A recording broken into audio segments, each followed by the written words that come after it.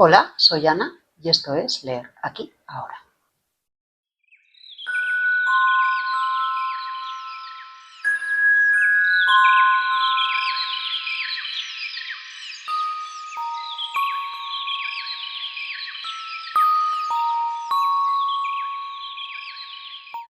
Hoy vengo con la primera parte del wrap-up de noviembre.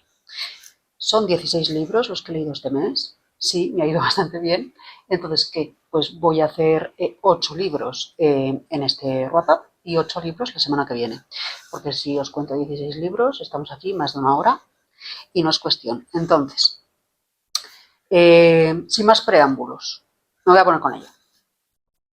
El primer libro del que os quiero hablar es Opus 7, un caso del detective Calleja, de José Luis Pastrana. Este libro, yo todos los meses hago una colaboración con Autor Independiente y este libro era la colaboración del mes pasado, de octubre. Lo que pasa es que no lo pude terminar en octubre y lo terminé en los primeros días de noviembre. Es el cuarto libro, yo creo, o tercer libro, siempre me he leído con los libros que he leído del autor. He leído ya unos cuantos de él. Siempre son los mismos personajes, más o menos, que son los dos detectives principales que forman tienen una agencia de investigación ambientados en Asturias, pero todos los casos de esta saga son casos independientes. Se pueden leer perfectamente sin haber leído ninguno de los otros. Es verdad que hay algunas cosas de la trama de los personajes que, bueno, que sí que van un poco hiladas, pero la verdad es que no tienen demasiada importancia. Quiero decir, en otras sagas de investigación o de detectives, las vidas personales de los protagonistas tienen como más relevancia. Entonces sí que es verdad que si no has leído los primeros, pues si lees el segundo, tercero o cuarto sin haber leído los previos, pues es verdad que te puede generar un poco de problema. Pero no es el caso en estos libros de José Luis Pastrana. Tiene un estilo de narrar muy único y a mí me gusta mucho, la verdad. ¿Por qué? Porque se centra muchísimo en el caso de investigación y te cuenta poco a poco los pormenores. Y eso es una cosa que se agradece mucho porque en otros libros como que hay cosas que se dan por entendidas sobre los procesos y los procedimientos que tienen a la hora de hacer una investigación. Entonces aquí como que se desmenuza mucho. Es verdad que no se hace pesado, diréis, eso se puede hacer pesado. No se hace pesado porque lo cuenta en capítulos muy pequeñitos y va alternando de lo que va haciendo un detective a lo que va haciendo otro y no se te hace nada pesado. Y la verdad es que vas todo el rato lucurando a ver qué va a pasar, al final aciertas o no aciertas, pero son muy entretenidos. Luego encima los personajes son como muy entrañables, son muy asturianos. Los que conocéis Asturias, si lo conocéis, pues os vais a sentir como muy en casa. Yo es que conozco Asturias y la verdad es que me veía todo el rato ahí. Y luego pues tiene mucho de la cultura de allí, de que les gusta el buen comer. eh, a mí es una saga que me gusta un montón. Tengo los primeros libros de él ahí pendientes en la estantería, que seguramente el año que viene de vez en cuando vaya cayendo alguno, porque pues me gustaría continuar con ellos. Es verdad que no hay ningún libro que vaya después de este, pues tengo que leer los primeros que no los leí. Así que si os gusta este tipo de novelas, este tipo de, pues eso, de novelas negras, de misterio, de investigación pura y dura, pues son muy buenas opciones, la verdad. Después, la novela gráfica del mes que leí en noviembre fue Arrugas, de Paco Roca. Os lo voy a enseñar así, ya sabéis que siempre lo hago un poquito para que veáis pues un poquito el arte, ¿no? Yo creo que es una novela gráfica, un cómic muy conocido. Eh, es que Paco Roca es muy conocido y aparte de que él sea muy conocido, este libro en particular de él es todavía mucho más conocido. Creo que tiene una serie o una adaptación, una peli. En adaptación no la he visto, tengo que verla. Pero la verdad es que me gustó muchísimo. Va sobre un señor que tiene Alzheimer. Que el libro empieza así, tú ves que es un señor que está en su trabajo, era contable, entonces tú le ves ahí pues hablando con unos clientes y de repente se da cuenta de que no son los clientes, sino que es su hijo y que él es mayor, y que no tiene esa edad que él se imagina. Es como que de repente se conecta con su realidad, ¿no? Y a partir de ahí, pues claro, se va viendo el deterioro, sus hijos, su familia deciden que él vaya a una residencia de ancianos y se ve su entrada en la residencia, el cómo se aclimata allí, qué tipo de personas están en la residencia de ancianos, las amistades que hace allí, se va viendo pues su declive, su deterioro cognitivo. Es verdad que no ahonda demasiado en su visión personal, no ahonda demasiado en el recorrido vital que tiene el protagonista, pero bueno, con pequeños toques, porque es una novela gráfica de 100 páginas, 105 por ahí, no tiene muchas más, pero solo en ese poquito es capaz de dibujar una situación que te encoge el corazón, porque es una enfermedad durísima, la verdad. Yo no sé si lo habéis vivido o no, yo en mi casa sí que ha habido casos. Y a mí se me ponían los pelos de punta cuando yo leí esta novela porque te lo recuerda totalmente. Es muy recomendable, sí que es verdad que si estás pasando por ello, quizá no sea el momento, no que lo estés pasando tú, que también puede ser, pero igual que lo estés viviendo en tu familia, pues puede ser el momento. A ver, quiero decir, te vas a poner sensible. Es importante que tú tengas en cuenta que el libro trata sobre esto, pero si tú estás preparado, adelante porque es una maravilla. Después, en colaboración con Grijalbo, leí El gato que cuidaba las bibliotecas de Sosuke Natsukawa. Este libro es la segunda parte de El gato que amaba los libros o algo así. Bueno, os pongo por aquí la portada del otro libro que yo no he leído, lo tengo en la estantería, pero no lo he leído todavía. Pero bueno, me ofrecieron hacer esta colaboración y dije, pues investigué un poquitito y vi que se podía más o menos leer sin haber leído el previo. Y dije, pues me lanzo, voy a conocer a Tora, que es como se llama el gato, a través de este libro y bueno, más adelante ya me leeré el primero. Y efectivamente es una historia que tiene alguna referencia a lo que pasa en el primer libro, pero no te hace ningún spoiler en sí. Simplemente aparece un personaje que aparecía en el primer libro y, y se puede leer sin haber leído el primero. Yo lo he leído y no me ha pasado nada, la verdad. ¿De qué va? Pues va efectivamente sobre libros y un gato. Pero es que además este libro tiene como un toque de fantasía. De primeras tenéis que saber que es un libro muy cozy. Es muy acogedor, es así, pues eso, japonés, porque es que creo que el autor es japonés. No quiero decir que sea, sí, asiático. ¿Cómo se llamaba el otro libro? El gato que amaba los libros, que viene aquí. Es que yo tampoco pienso mucho cuando puede estar perfectamente aquí puesto. Vale, pues sí, es japonés. Pues eso, tiene como unos aires muy japoneses. Si habéis leído ya más literatura japonesa, sabéis un poco que va muy pausado, muy tranquilo, tiene como toques sentimentalistas, de reflexión. Es verdad que los personajes no se profundiza demasiado en ellos. Yo creo que para ellos no es algo demasiado importante en su literatura, al menos en este tipo de literatura, no digo en otra. Pero en este tipo, cozy no es algo demasiado importante profundizar en los personajes, van más pues a incitar cierta reflexión emotiva en el lector. Y lo hace a través de una historia en la que una adolescente, que es asmática, que tiene ese problema de salud, pues está un poco apartada del mundo y ella se resguarda en la lectura y en los libros. Y es una chica que acude mucho a la biblioteca. Y un día que está ahí en la biblioteca, pues de repente se da cuenta que un montón de libros importantes, clásicos, libros de referencia, de repente no están, han desaparecido. Y en este momento en el que se da cuenta, ve como una figura misteriosa así de lejos, pues como marchar, y ella va detrás, y de repente ahí es donde se encuentra con Tora, el gato, y se da cuenta de que Tora la puede hablar y puede mantener una conversación con él. Y es cuando llegan a la conclusión ellos dos de que hay que intentar salvar estos libros. Entonces, pues van a otro universo en el que pues ahí descubren que están pasando cosas y tienen que intentar salvar toda esta situación. Me gusta mucho también que se hace como una crítica a la manipulación en función de la cultura. Quiero decir, si tú quitas la cultura, si tú permites la ignorancia y la alimentas, pues es muy fácil manipular a la población y a la gente. Entonces, por eso que se pretende quitar los libros en la historia, ¿no? Porque los libros pues son herramientas de sabiduría y herramientas de pensamiento crítico.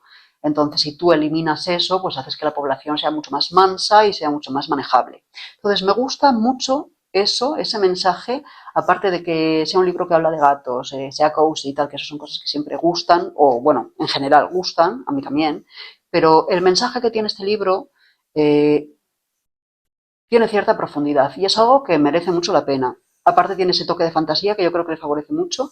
En resumen, es una historia que, a pesar de que yo estaba como un poco saturada de todo este tema de lectura asiática, de este tono, me ha gustado. No me ha saturado ni mucho menos. La verdad es que me ha gustado. Tampoco os vayáis a esperar un librazo de la leche. Pero bueno, yo es lo que esperaba, a mí es lo que me ha dado. Y yo lo he disfrutado mucho. Siguiente. En colaboración con Letras de Plata, he leído Alfileres de Greta Olivo. Es una historia que me ha dejado un poco con un sabor agridulce. ¿Por qué?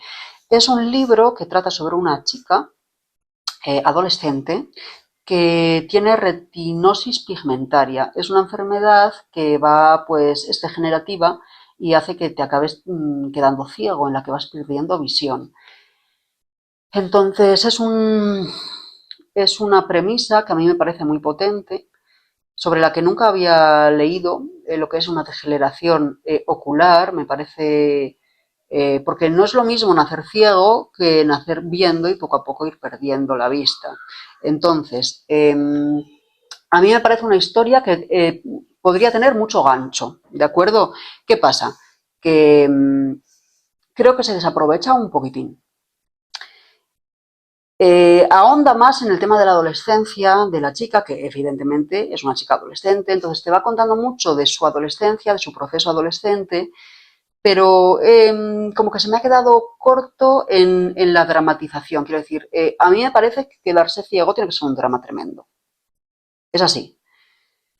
Pero como que no ahonda demasiado en ello. Sí que ahonda un poco en cómo ella se tiene que adaptar a la situación, pero se me queda como un poco superficial. Sí que es verdad que puede que esto tenga que ver porque hay como una especie de lapsus temporal en la historia, como que durante un periodo no se narra, te lo dejan de contar en un momento y al siguiente pues han pasado X tiempo y ya te empiezan a narrar desde ese momento.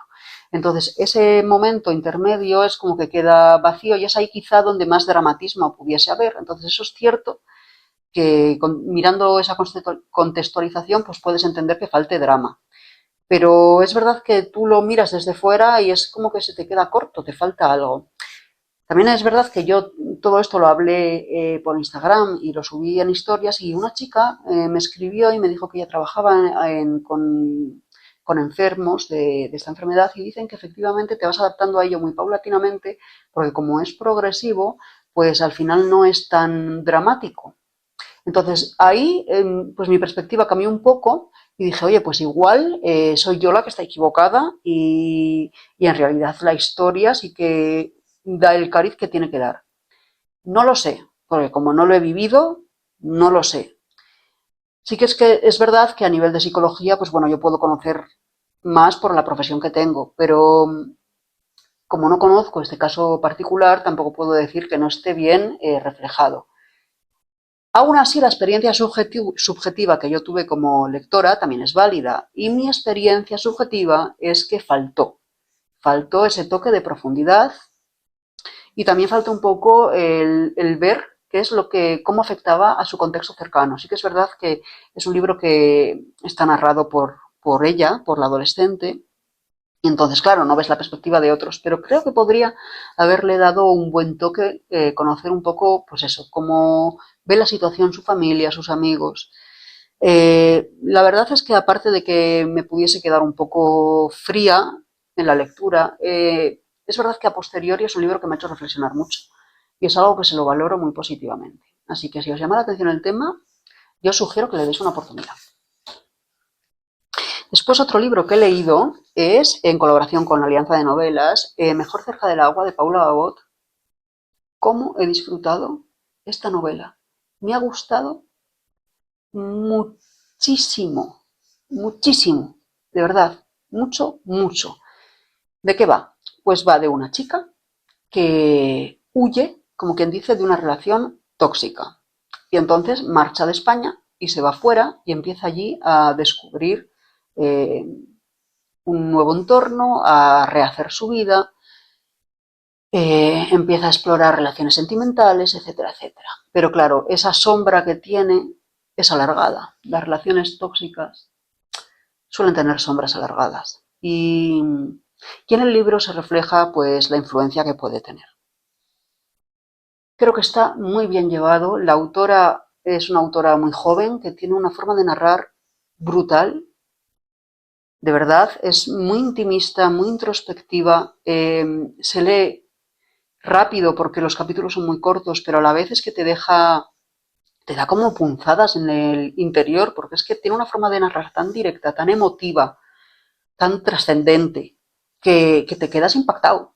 Y luego es verdad que creo que es una historia que es muy importante que se conozca porque hay que tener referentes, las chicas jóvenes y las chicas mayores también, bueno, y los hombres, todo el mundo, tiene que tener referentes de lo que son relaciones tóxicas, porque muchas veces ya vemos la toxicidad cuando es demasiado tarde. Y no se ve la toxicidad cuando comienza o cuando aparece o en ciertas conductas, ¿no? Y creo que es importante que exista este tipo de referentes y que se vea lo que es la violencia psicológica. Y este libro lo refleja muy bien, muy bien.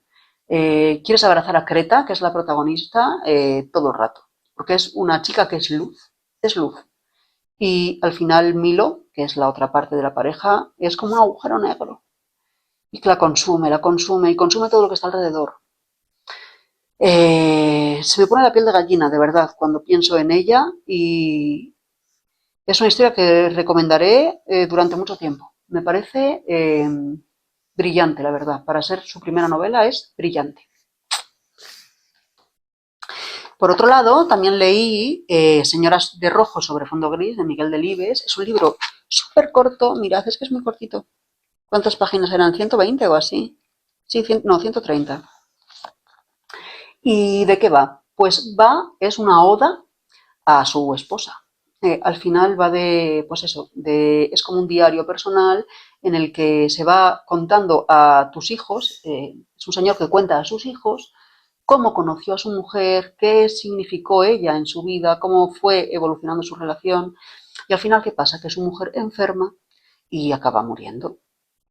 Entonces vas viendo el declive, el cómo ella, una mujer tan valiente, tan brillante, tan referente en cultura y en muchas cosas, pues se enfrenta a esta situación y va poco a poco pues degenerando y perdiéndose. Pero aparte de lo interesante que es todo eso, es la forma que tiene de quererla y de reflejar el amor que tiene por ella.